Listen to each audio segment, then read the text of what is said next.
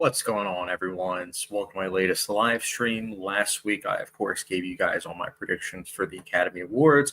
So I figured this time around, I would give you guys my thoughts at the Academy Awards, as well as what won, the predictions that I got wrong, the ones that I got right.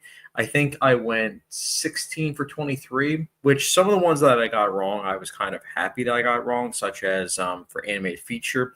I predicted The Wild Robot was going to win, and I'm glad that it lost because honestly, that and Inside Out 2 were the two films where I was like, I wasn't a big fan of those two, really. I thought they were just okay. So the fact that Flow won Best Animated Feature, I was very happy about. But something along the lines of like Demi Moore losing, that was something that it wasn't in the cards, so to speak. Like I knew that it was a three-way race between Fernando Torres, Mikey Madison, and Demi Moore. But just the fact that Mikey Madison won over her, it was just, in my eyes, it was a shame because I think Demi Moore did an incredible job with the substance. Mikey Madison did a really good job as well. Don't get me wrong. I think she did a really good performance. But at the same time, I just look at that performance of Demi Moore. And I'm just like, that to me is something that should have gotten acknowledged as the best performance of the year in terms of female. So I am curious to hear your guys' thoughts though in regards to the awards. So looks like I got a couple comments already. Film Kid says, hey, good to hear from you, Film Kid. Hope you're doing well. Anthony A. Perez is in the chat, which I'm very glad because Anthony, I have a couple clips I'm going to be showing everybody. So I hope you stay tuned. Anthony A. Perez says Better Man should have been nominated for Best Picture and Best Original Song for Forbidden Road. Way better than any of that Amelia Perez nonsense. So speaking of Amelia Perez, Anthony and I, we have this joke about Amelia Perez. I like Amelia Perez. He does not. And we were just talking, and I was just like, oh, what if we combine like Hundreds of Beavers with Amelia Perez? And I just decided to actually combine the two. And I have a couple clips to show you guys. So will this video get demonetized? Probably, but you know something? I think this is fun. So let's show this. Hello, very nice to meet you. I'd like to know about sex change operation. I see. And round number 2. ¿Quién sabe cuando ya no se aprieta? ¿Por qué me llamó? ¿Por qué yo? ¿Por qué en un puesto de periódicos? ¿Por qué me llamó? ¿Por qué yo? ¿Por qué en el puesto de periódicos? Last but not least. Between the dark secrets of Applejack, and drinks to adore far and wide. He each patch near his little house, keeping thirsty and wondering night. Not men from their camps with their pay in hand, and a song in their hearts by and by. The accolades of Kid Applejack, the legend is one third half true. That color is blue.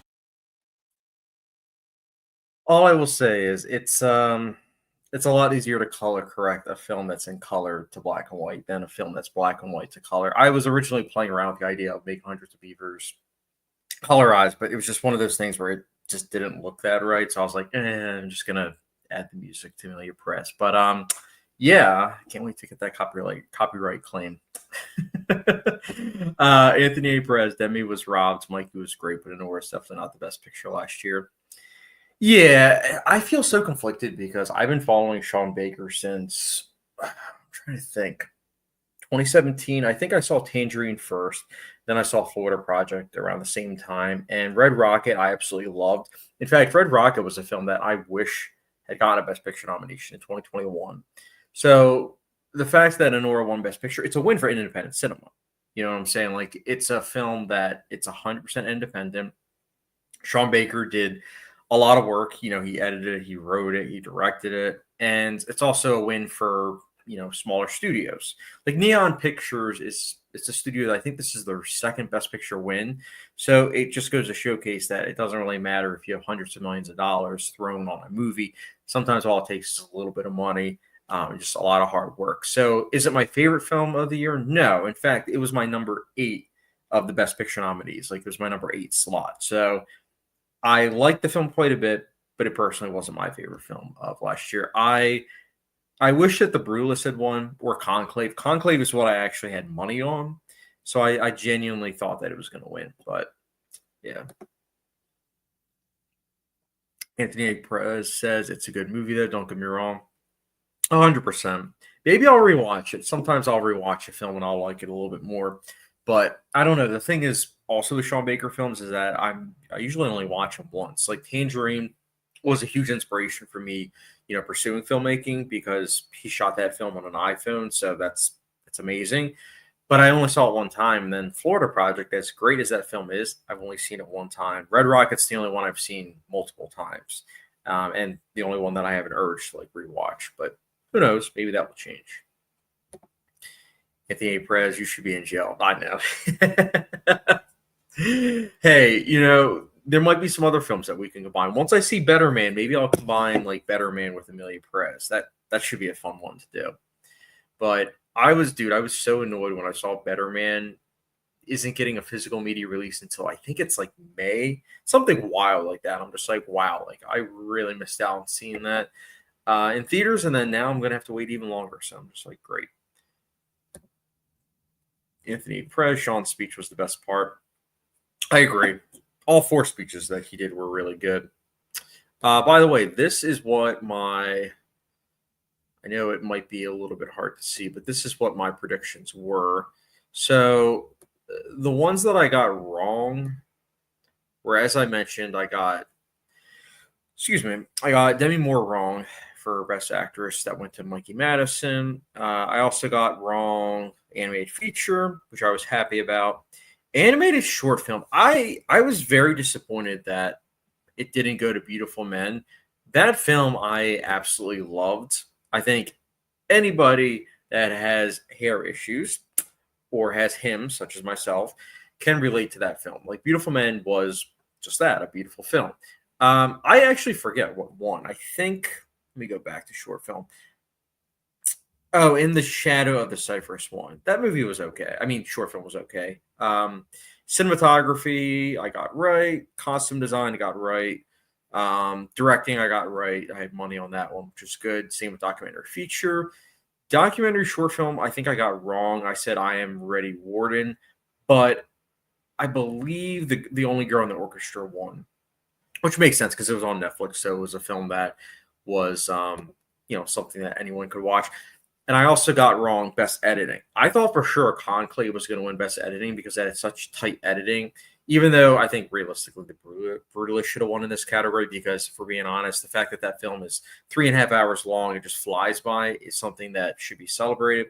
But Conclave's editing is also superb. So when they announced that Conclave didn't win Best Editing and that it went to Anora, I was like, oh no, I think Anora's going to win Best Picture.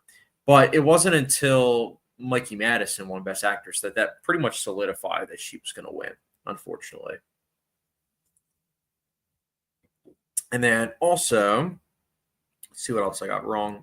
International feature film, I said I'm Still Here, which I was correct about. Same with makeup, I was correct about that. Original score. Original song, I was correct. Best Picture, I got wrong, as I mentioned. I said Conclave was going to win. See, I genuinely thought that Conclave was going to win because of the preferential voting. Yeah, I looked at Anora and I was like, how many people actually love that film? Like, put that in their top 3.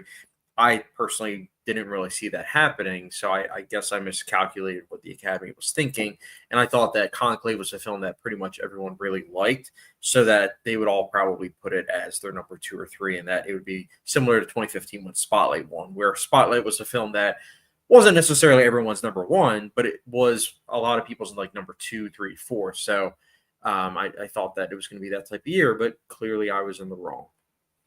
Production design, Wicked won, which I did call.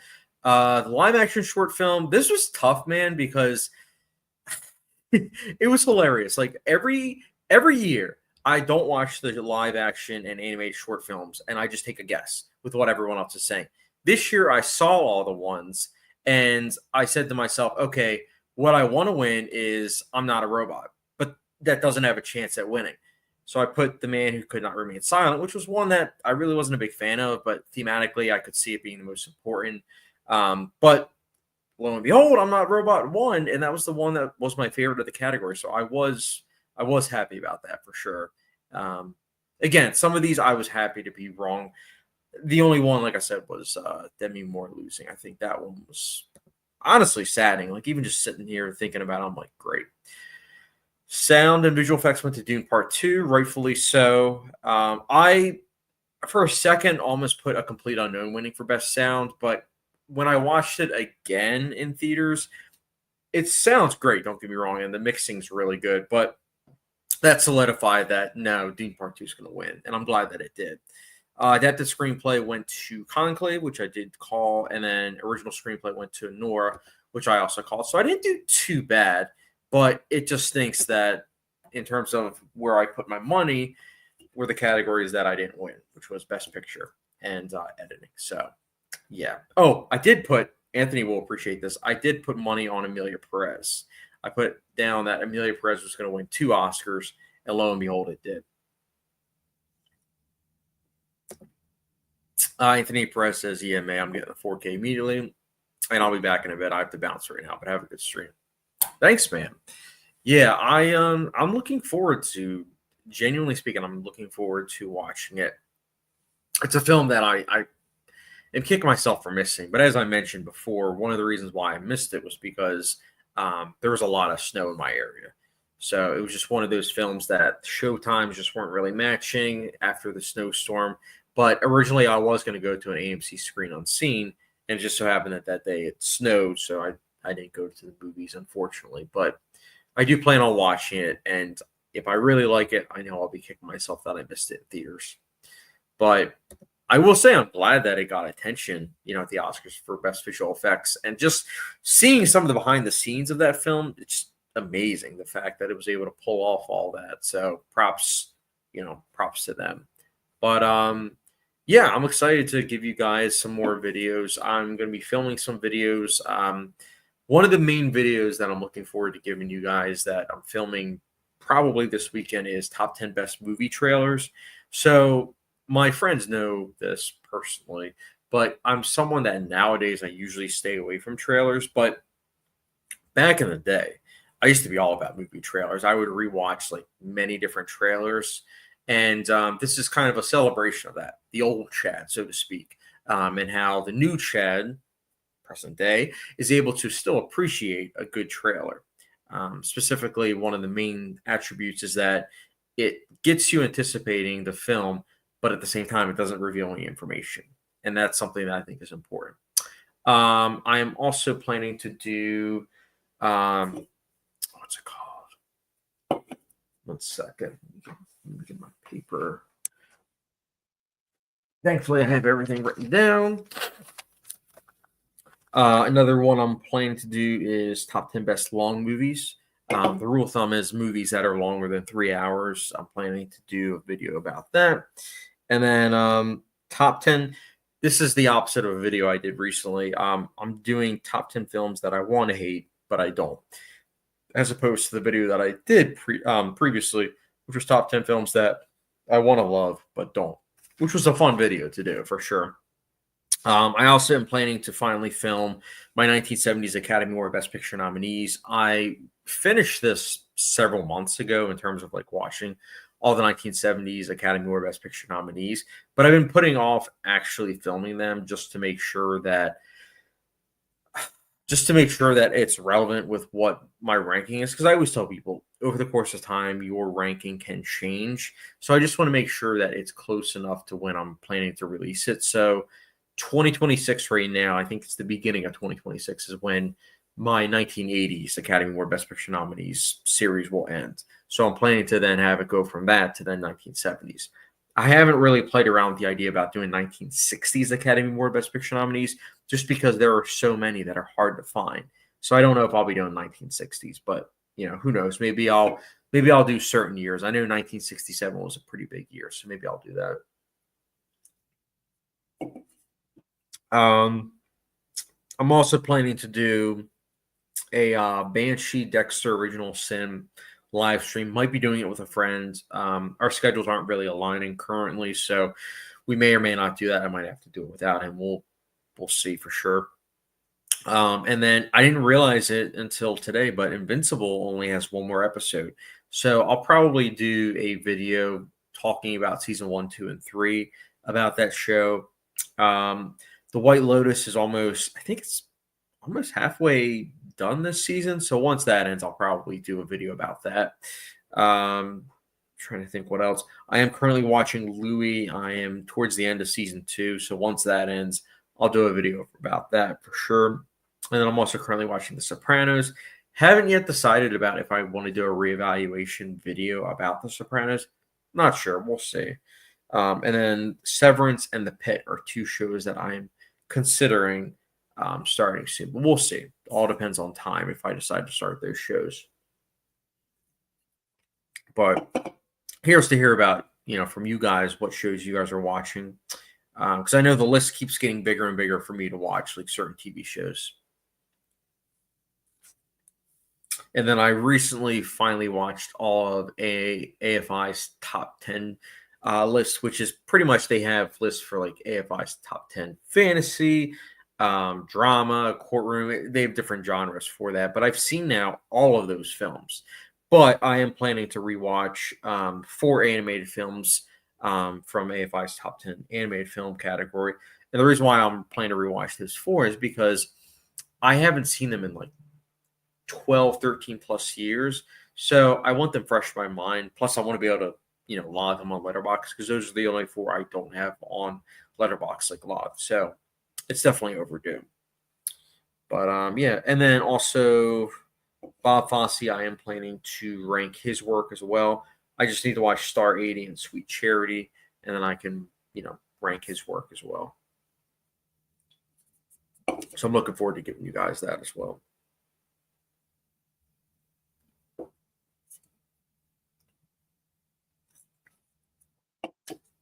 But hopefully you guys are having a good Thursday.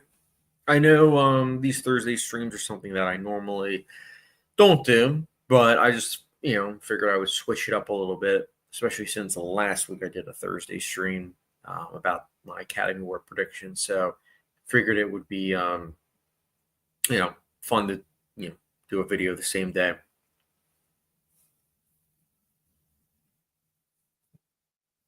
Film Kid is in the chat. Sorry, I left. Film Kid, good to hear from you, man.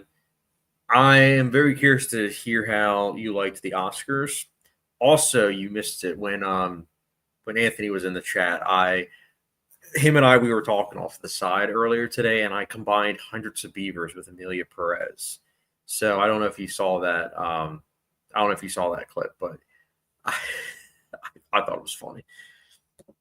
Film Kid on Letterboxd HRD11. Yeah, I noticed that. I'm curious, what made you change it to that? I've always had the same username. Film Kid, I thought it was okay. Yeah, that's fair. I did think it was a little bit too long, and Anora winning Best Picture, it's a win for independent cinema, but not my independent film that I wish had won, honestly. I know I keep saying it, but The Brutalist, I really do wish that it had won.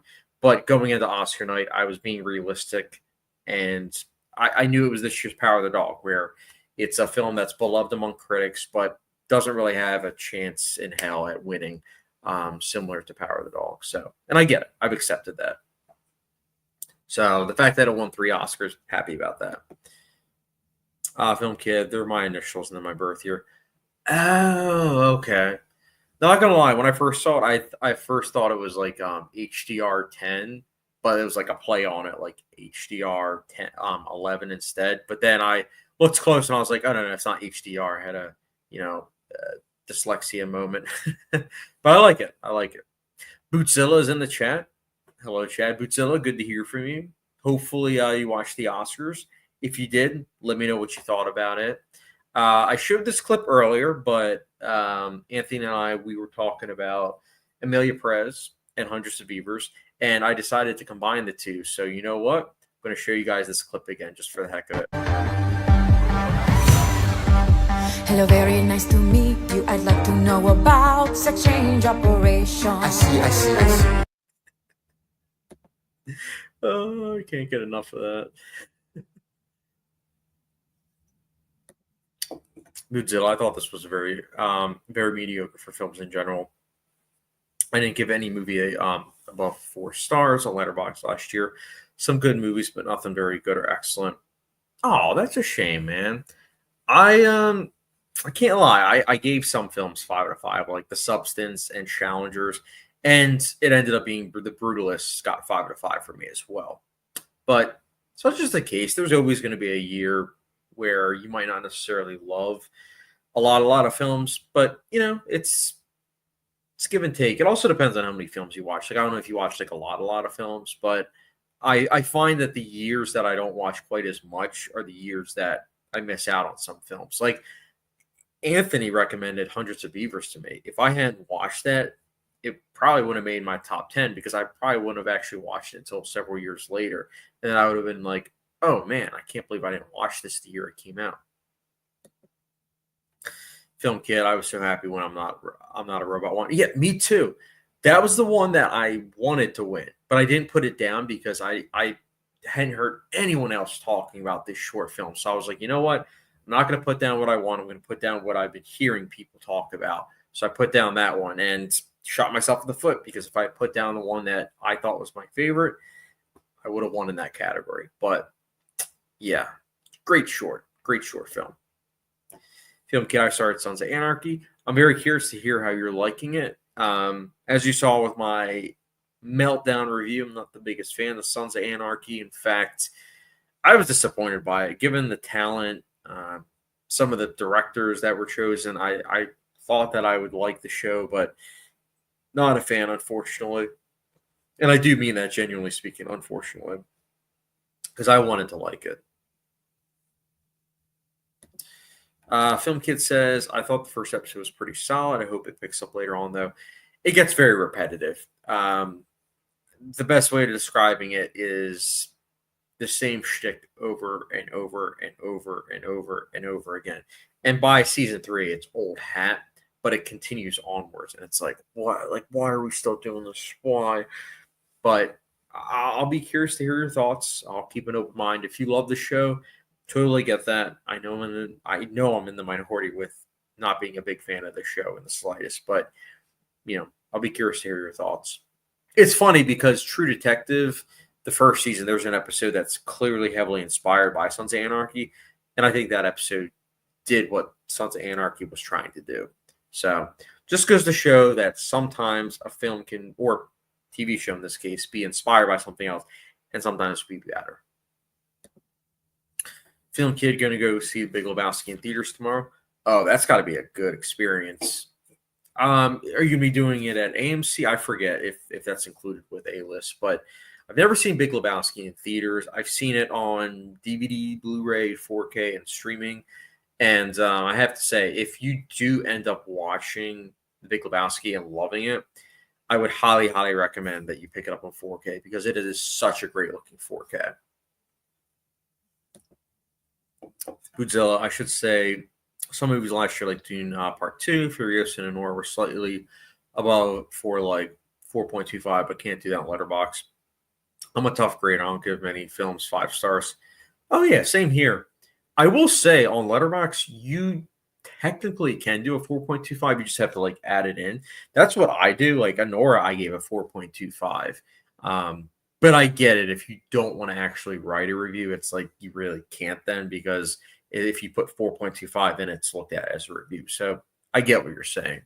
But yeah, I mean, I don't, in terms of 5-star films, I really don't give out that many. I know recently it might seem like I do, but that's because recently I've been rewatching a lot of films, which is what I usually try to do at the beginning of the year. But I have logged 3,831 films, and of those, I only have 140 films at 5 stars, which do the math. I think it's like 2%, so it's really not that much. Film Kit says it's at a local theater near me. That's awesome, man.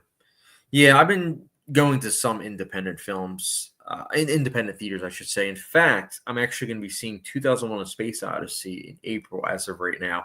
And not only am I seeing it in theaters, I'm seeing it in 70 millimeter, which is awesome. It will be the first time that I'm watching a film that is on a film projector, and at the same time is 70 millimeter. So I am very, very happy about that, and even more so that it's one of my favorite films of all time that I'm going to get to experience that way. So I am truly excited about that. Godzilla still haven't seen I'm Still Here Yet. That is the last movie of 2024 I need to see. Yes, I think you would like it. It's good. It is a little bit slow, but I do think that at the end of the day, with how the film ends, it feels earned.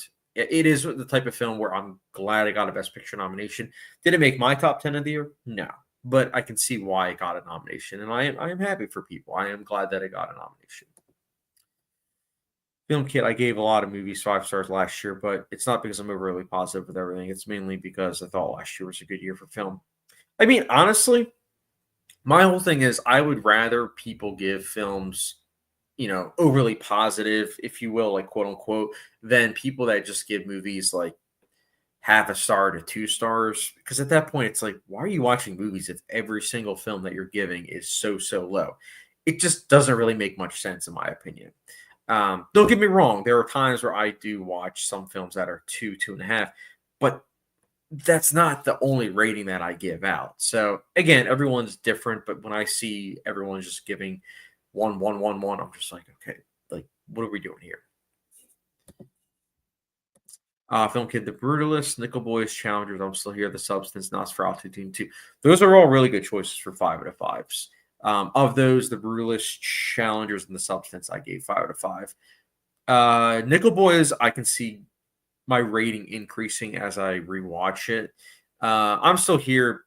I might rewatch it in the future, but I don't really see my rating changing. And then Nosferatu, my rating actually went from 4.25 out of 5 to 4.5 out of 5. And then Dune 2 is weird in that I think it's technically speaking a 4.25 out of 5, but I think that the filmmaking aspects really make it above average. So I give it an extra 2.5, 0.25, I should say. My apologies.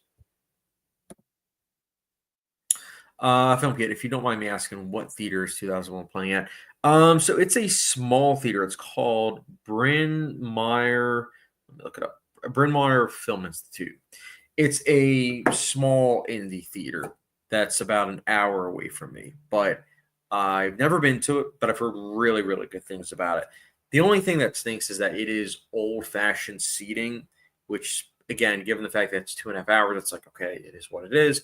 But I'm very excited because, again, 70 millimeter, shot on film projector. It's the best way to watch 2001: A Space Odyssey. And it also, in some ways, is full circle because when I first saw 2001: A Space Odyssey, it was on DVD. Then I saw it on Blu-ray, 4K, IMAX in theaters, and now seeing it in 70 millimeter. So I am so excited about that. Film Kid, I watched The Brutalist with my mom, and she said it was good, but she's not as crazy about long movies, so I don't think she liked how long it was. Yeah, I feel like most people feel that way, where because it's 3.5 hours, like some people, they might, their minds might wander or they might not be fully invested. But I will say, I do think that the intermission does help out a lot because you're able to process that hour and almost 50 minutes that came before it. And, you're able to process it over the course of 15 minutes, and then you're able to watch the second half. And in some ways, it almost feels like a part 1 and 2, which is awesome too. Bootzilla, don't remember if I told you I saw Nickel Boys and enjoyed it. It's in my top 5 of 2024. Has a Malick style filmmaking to it.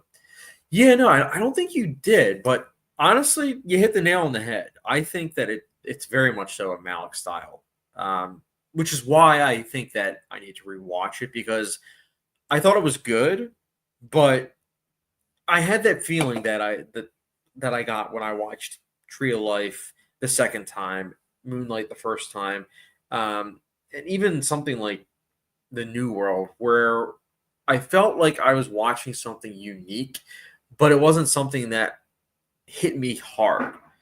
And that's one of the reasons why I'm like, okay, maybe I just wasn't in the right headspace. Let me give it a second chance. So we'll see. We'll see if my rating goes up.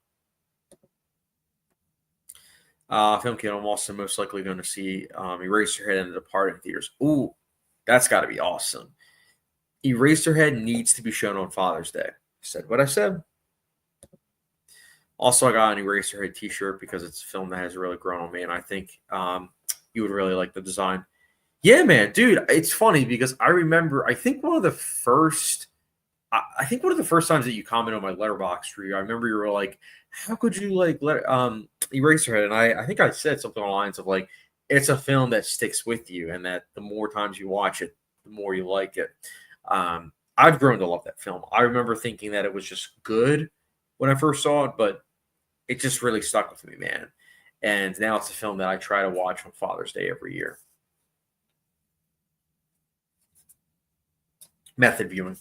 Just like Rosemary's Baby. I say it all the time, but Rosemary's Baby, you watch on Mother's Day, erase your head, you got to watch for Father's Day. It's just how it is. Bootzilla, what movies are you looking forward to in 2025? So, title-wise, off the top of my head, it's hard for me to come up with the titles. A lot of times it's just like, oh, this director has a film coming out. I'm looking forward to seeing what this director is doing. But I will say off the top of my head, I am very much so excited for The Phoenician Scheme, which is directed by Wes Anderson. It's coming out wide release near my birthday, so I am very excited to get to watch that around my birthday.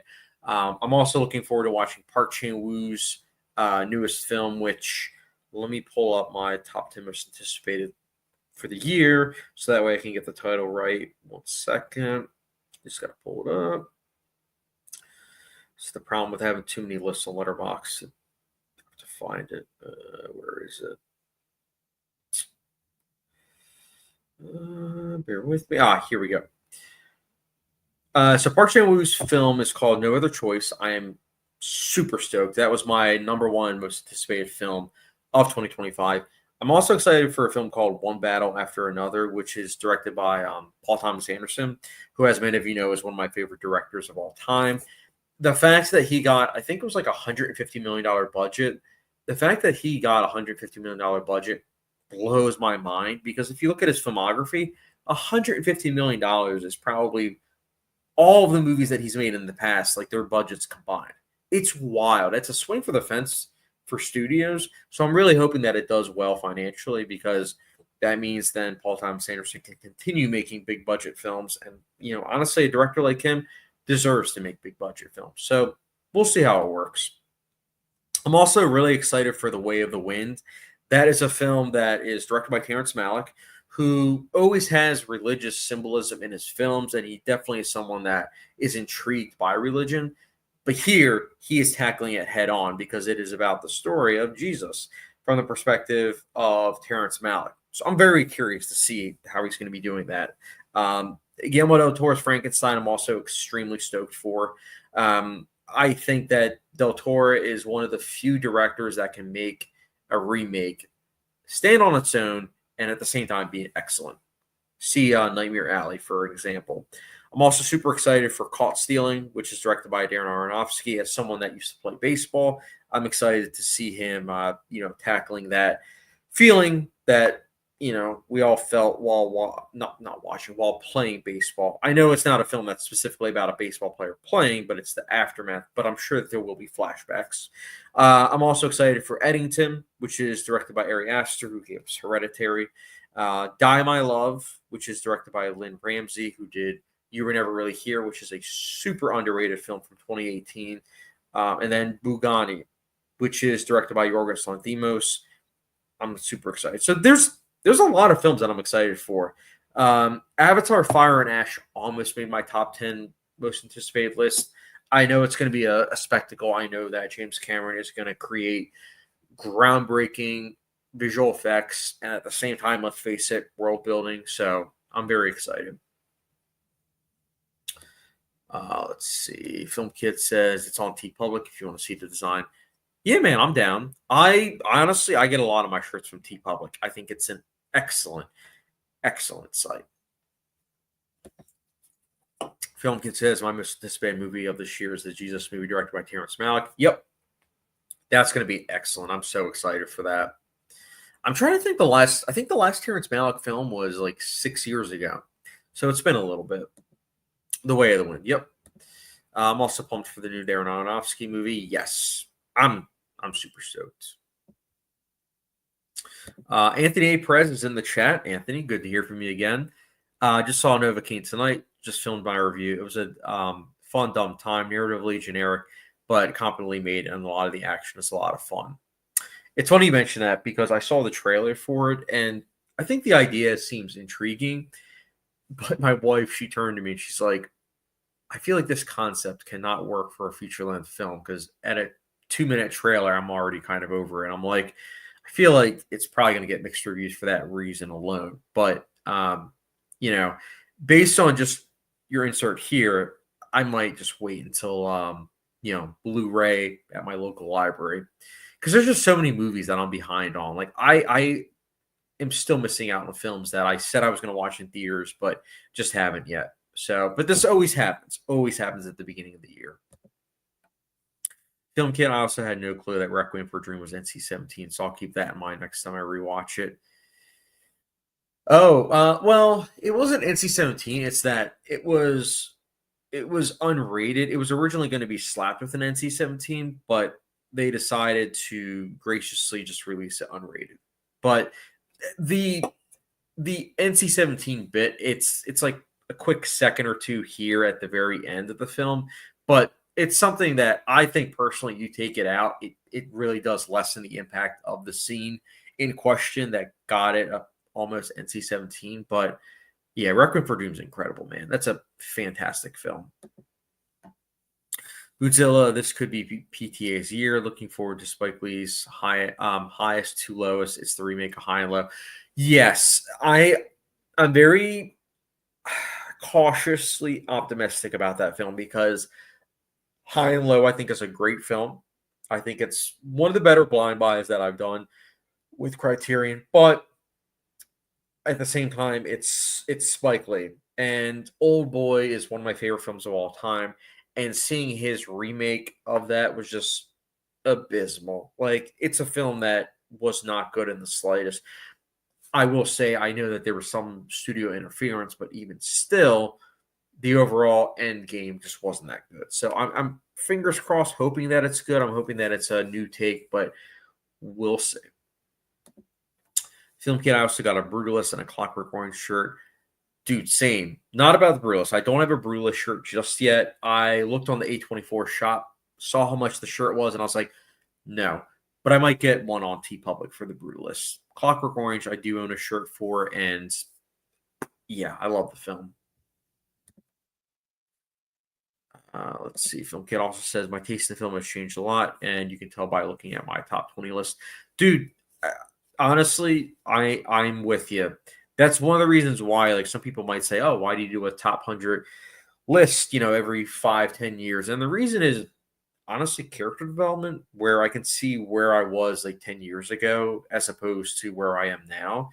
I don't know. I think it's fun. I think it's important too. Because some people want to say that, yeah, this is my top five. This is what it will always be. But I mean, people change. Like, for example, 2001: A Space Odyssey. 10 years ago, I think it might have barely made my top 250, but now it's in my top 10, and it might eventually make my top five. So, yeah. Anthony Perez, yeah, I don't know if it's a film worth rushing to see in theaters. I wish I liked it more, but it was still fun. See Mickey 17 tomorrow. Yeah, I'll probably wait then, just based on your thoughts. Mickey 17, I'm very curious to see your review. It's funny because I'm very, very excited for Mickey 17. I've been waiting for a year plus because it was supposed to come out last year, but I am waiting for a friend to see it next week, unfortunately. So I'm not going to get to see it until I think it's Wednesday of next week. So I'll be curious to watch your review and then read your review on Letterboxd. Film Kid, is it the scene where the girl and the other girl close to the end of the movie for Requiem for a Dream? Yes. That is, yes. That scene, if you look it up on, I think it's moviecensorship.com, one of those sites, you can see what it looked like before they edited it. Not before they edited it out, but when it was edited out. And it just doesn't have the same impact. But thankfully, pretty much all physical media releases only have the unrated cut. So it's nice that we didn't get that censored one. Film Kid, I'm a little curious what your thoughts would be on my top 20 since our tastes are somewhat similar. Let me go on. I can go on Letterboxd right now. Let's see. I have it pulled up right now. Let me go back real quick.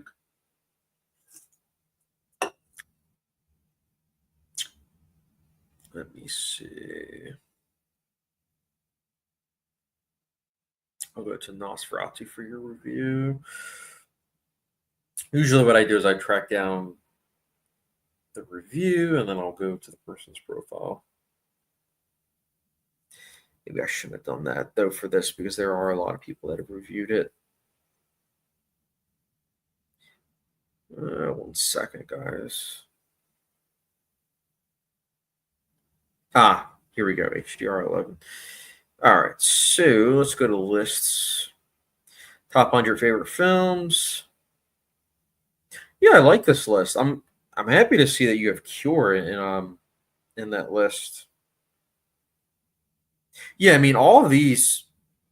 The only one that I respectfully disagree about is Forrest Gump. I'm not a fan of Forrest Gump in the slightest.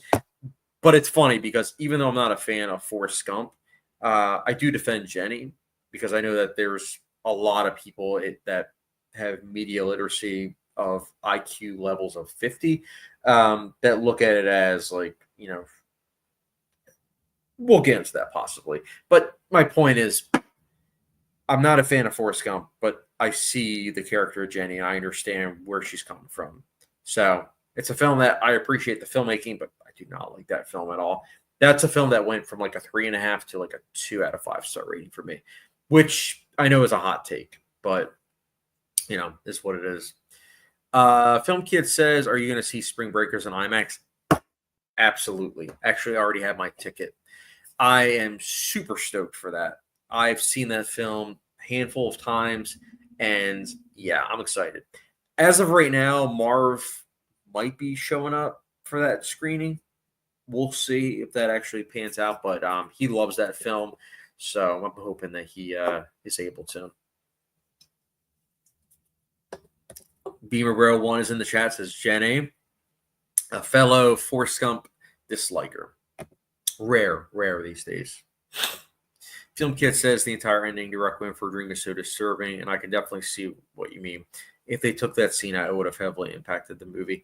Yeah, and at that point, it would almost dilute the message because the whole film is supposed to showcase the ugly side of that world. So if you're taking out that ugly side, it's like, what are we doing here, guys? So I'm very glad that he kept it in and stuck to his guns. Bootzilla, yeah, I'm nervous about Highest to Lowest, but the cast is kind of good with Denzel and Jeffrey Wright. High and Low is a great film. Don't mess it up, Spike. LOL. I'm with you. Like, High and Low is a very influential film. I mean, for crying out loud, High and Low is a film that the last scene of that film heavily influenced the Batman 2022. Like, I remember, let me fact check myself before I say this. I'm pretty sure I saw the Batman and then I saw High and Low. And when I saw the ending of High and Low, I was like, oh, wow, this film influenced the Batman. That's pretty cool. Let me check it up right now. Because I think I watched both around the same time. High and Low. Okay, High and Low I saw in May of 2022. And then the Batman I saw in March of 2022. So I watched it a couple months after that. Okay. Anthony Perez, what is the 1 or 2 movies that were nominated this year that you don't think deserve to be nominated at all? Ooh, that's a good question. Let me see.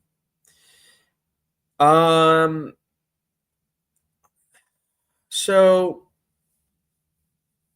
how do I say this? I know I'm going to lose some people with this, but it is what it is. So, okay, right off the bat, Wicked.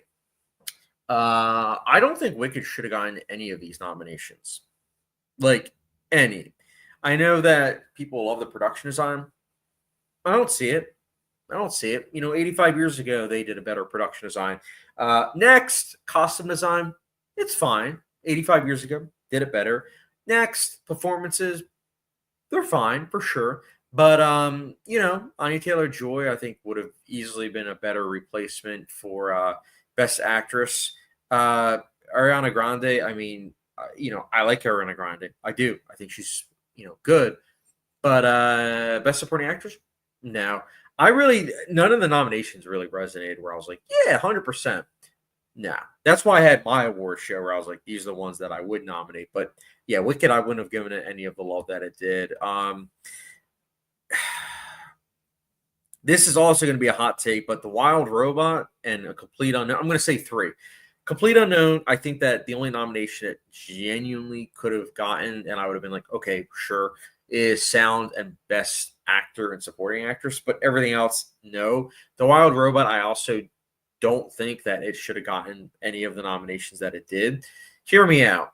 The fact that it got Best Original Score over Challengers, come on now. And also it getting Best Animated Feature, it's like, okay, sure, why not? But yeah, those are just some of the ones that I personally would have nominated. Now, I know for you, Anthony, Amelia Perez would have been taken out.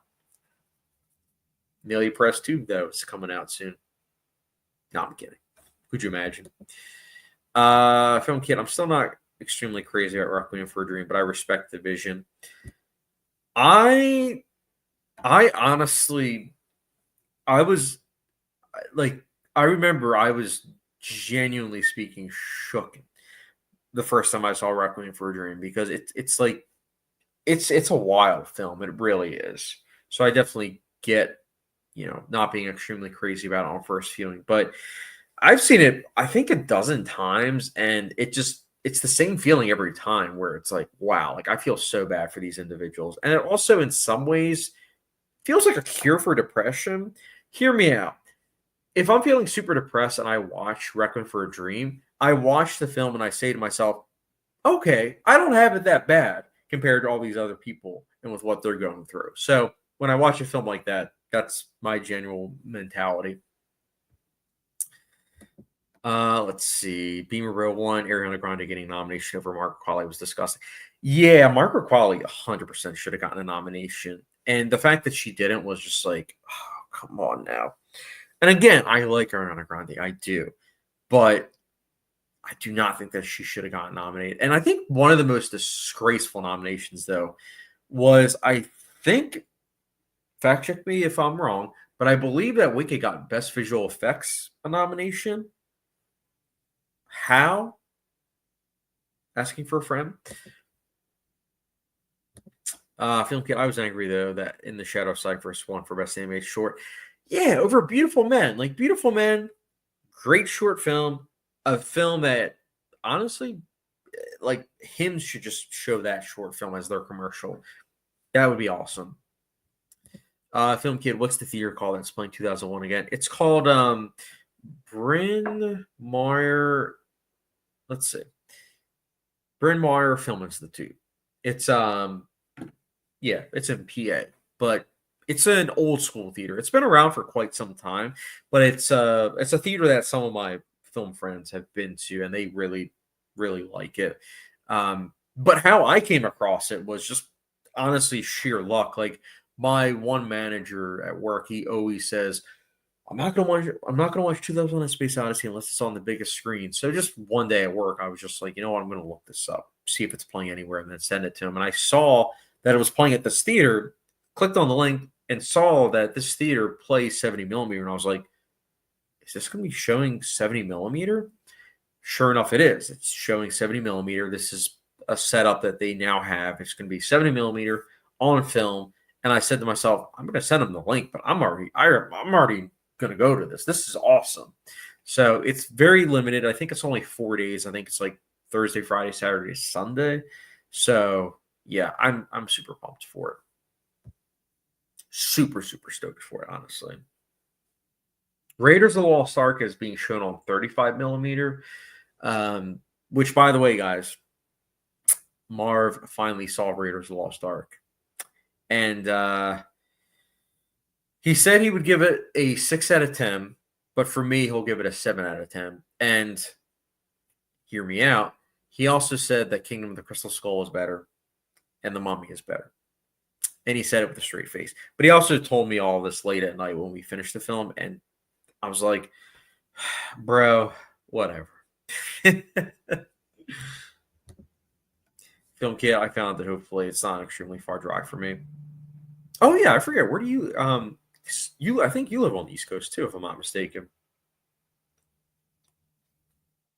Yeah, it's far for me, but it's not like I go there all the time. So I'm like, it's a once in a lifetime. Well, not a once in a lifetime. Actually, You know what? I'm going to say that. Yeah, it's a once in a lifetime because how often is 2001: A Space Odyssey shown in 70 millimeter?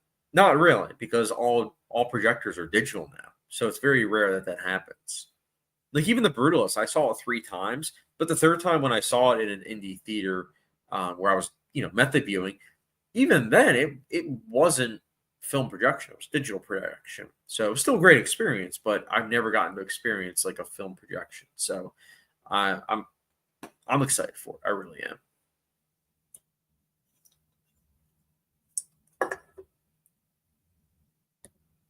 It's 3 hours away. Oh wow! So I'm gonna guess you live in Boston. If I'm thinking in the right ballpark.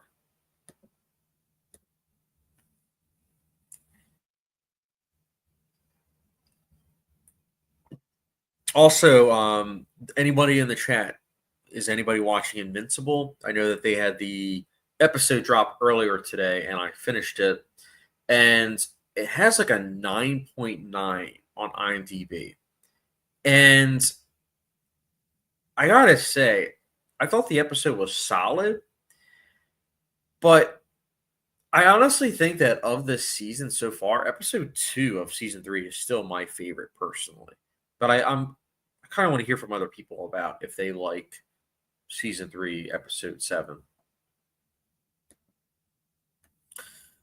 Film Kid says I'm still in the first season, but I've liked what I've seen of it. Okay, all right. So you're a little bit behind, but you'll be able to breeze past it though, because I think it's 8 episodes per season. So you'll probably be on season 3 pretty soon. But yeah, I think the first season, I think the last 2 episodes were my favorite of the first season. And then season two was kind of a dip in quality. Not going to spoil why I personally believe it was, but season 3 has some episodes that I genuinely loved, specifically episode 2 of season 3. I thought that they did a really good job of capturing what I love about superhero films and TV shows done well. So we'll be curious to hear your thoughts. And then I'm also, in terms of shows that I'm watching week to week, I'm also watching The White Lotus, which is a ton of fun. Ton of fun. And I think what's also interesting about season 3 of The White Lotus is that there's an unpredictability to it. Like it is slowly paced, which is why I know a lot of people that aren't liking season 3 as much, but I'm really digging it so far. I'm very curious to see where it's going to go. And also the theme song of season 3 is so good.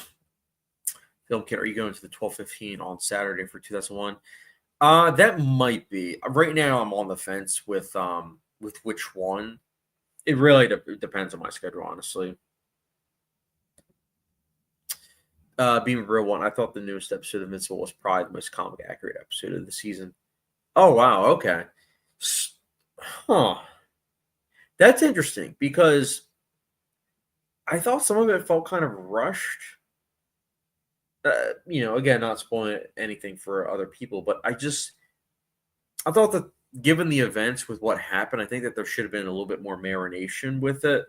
I also thought the villain was kind of silly, which that's something that's been kind of bugging me is that this series is mixing potentially dark themes with villains that are veering more into like the silly area of superhero movies and shows, which I would be fine with if that's what the tone that they were going for is. But Invincible isn't really going for that. It's trying to delve into the more morally complex themes. So it just leaves it kind of frustrating, honestly. Bootzilla getting tired of the dad and phone thing in The White Lotus. Hopefully it picks up in these final few episodes. Honestly, I liked it personally, but I think that's also because Jason Isaacs, whatever we see him in, he's almost always the bad guy. So the fact that he's not necessarily a bad guy, but also not necessarily a good guy is something that I'm digging. I do like his performance. And I also like what I'm seeing with that whole family dynamic. And by that, I mean that I think it's fascinating. Like anytime it cuts to that family, I'm like, things feel off with this family, man. Like, what is happening? Like, what is going on? So, but I get that. I get that. Film kid, one of my biggest regrets in life was not seeing Oppenheimer during its original theatrical run. And I got to go see it. It got released in IMAX. I mean, yeah, I Oppenheimer was pretty amazing in theaters. I got to see it in like a real IMAX theater the first time, and then the second time, I think I saw it. I forget if I saw it in Dolby or IMAX, but Oppenheimer was a great theater experience. If you get a chance to see like a re-release of that film, highly recommend you do so. Film kit, I'm pumped for Sinners. Me too. Me too. Ryan Coogler, big fan of his. Michael B. Jordan, big fan of his. Haley Steinfeld, been a fan since 2010. So I'm there. I'm there day one. I'm super excited for that. I'm also wondering, it seems like it's an original idea, but it also could potentially be adapted from like a comic book. But I'm excited for it. I really am. Godzilla, yeah, Sinners is another one I'm looking forward to. Yeah, it seems like it's going to be really good. And it's nice too because I think it's coming out in like a month, so it's right around the corner. Film Kit, I saw the exclusive IMAX trailer. It made me even more excited. Yeah, because I think they shot on IMAX, I believe. Beamer Bro 1, the Angstrom Levy storyline is the largest storyline. And ironically, that section where I like it, I'm a bigger fan of the next phase of the story. Oh, I'm curious with where they're going to go with this finale, especially since I think you mentioned it that this show could potentially be like 7, 8 seasons. So I'm very curious to see where the overarching show will end up, especially if it follows the comics. Okay, what movie do you think is for sure going to get nominated for Best Picture? Um, I hear me out. I think Avatar: Fire and Ash will be a surefire Best Picture nominee, and the reason is this: a lot of times when they were nominating films for Best Picture, it is what are the films that are the most influential? What are the films that have changed a film in some cases? And the Avatar films, what's great about them is that you're able to just watch them. You're able to just enjoy the world building and just let it wash over you. But at the same time, what you're experiencing isn't just incredible world building, it's incredible filmmaking. It's groundbreaking filmmaking. Like what he was able to do in 2009 is amazing. And somehow, some way, he was able to top himself with the second Avatar. Like the first Avatar was groundbreaking for seeing motion capture, depicted. But the second Avatar, you watch that film and you don't for a second think to yourself, you know what?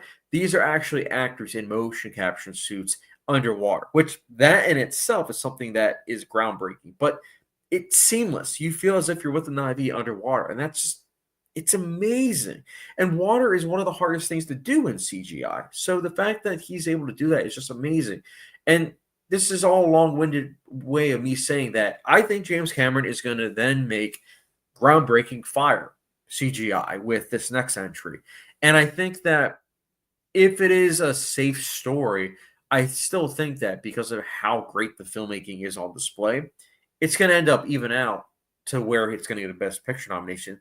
And the added bonus will be if it is a box office hit, which I think that it will be because those films, they need to be seen on the biggest screen possible. So, yeah, I think that's a shoe-in.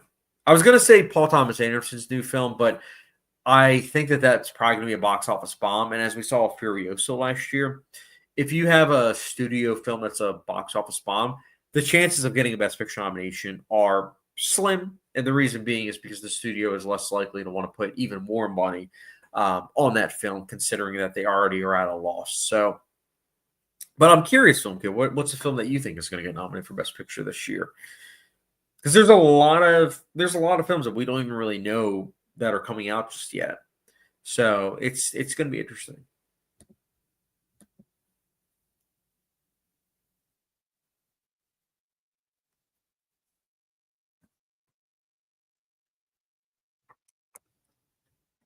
Oh, I'm so excited for the new Avatar.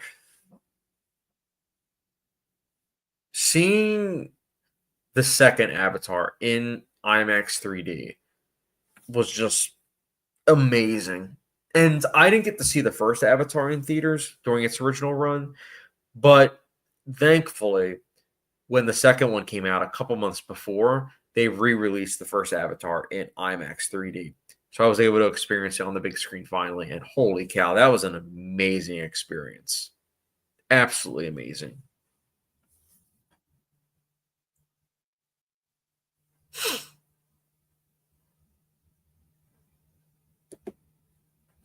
Beamer Bro 1, the final episode will be 95% a fight with Conquest if it's comic accurate, kind of like the season 1 finale. Also, I think they'll go for 7 seasons. Oh, okay. Well, at least I know my expectations to be, an action heavy episode. But yeah, I'll keep an open mind. In 7 seasons, that sounds about right. I mean, what's nice is that the seasons are only like 8 episodes apiece, so I don't think it's gonna, outlive its welcome, so to speak. Film Kid, Mulholland Drive is going to my local Alamo Drive house, along with every other David Lynch film. Ooh, Mulholland Drive in theaters would be something I would love to experience sometime. That's a great film, man. Absolutely fantastic. I'm actually planning to watch The Straight Story, which is directed by David Lynch. I'm planning to watch it tomorrow. And the reason why I'm planning to watch it tomorrow is because 10 years ago, tomorrow was the first time that I saw The Straight Story. And it's the only time I saw it. So I was like, 10 years, why not rewatch it? But I remember I did a mini binge in 2015. I watched The Straight Story. I watched Eraserhead around the same time. And what was somebody? I'm trying to think of. Oh, I think I watched Twin Peaks Fire Walk with Me. I watched that. And then what was some of the other 2015? Oh, Blue Velvet I watched around the same time. So yeah, 2015 was a pretty big year for me because that's when I watched, after Mulholland Drive, I watched a lot of David Lynch's films. But it wasn't until 2018 where I saw all of them, because 2018, I think that was when I finally saw Dune and Wild at Heart. But yeah, man, dude, David Lynch stinks that he passed. Man, he was such a good director. And then Gene Hackman passing too, like that was also a shame. Film Kid, what's the order to watch Twin Peaks show and the movie in?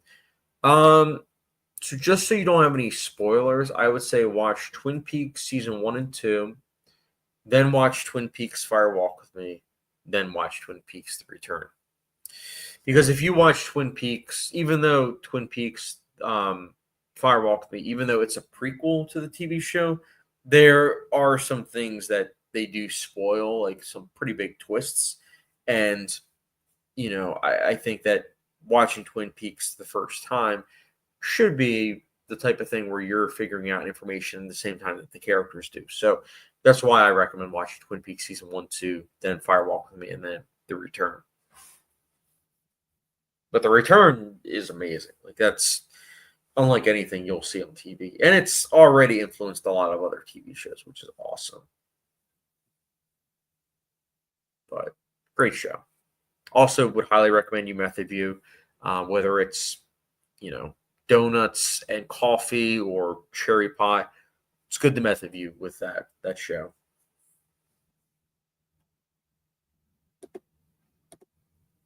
All right, guys. Gonna wrap things up. So I got work tomorrow, but probably be doing a live stream next week as well. Maybe with the boys. We'll see. Marv still has to rewatch 2001: A Space Odyssey, so stay tuned for that. But I appreciate you guys for watching, and stay tuned for some of my upcoming videos.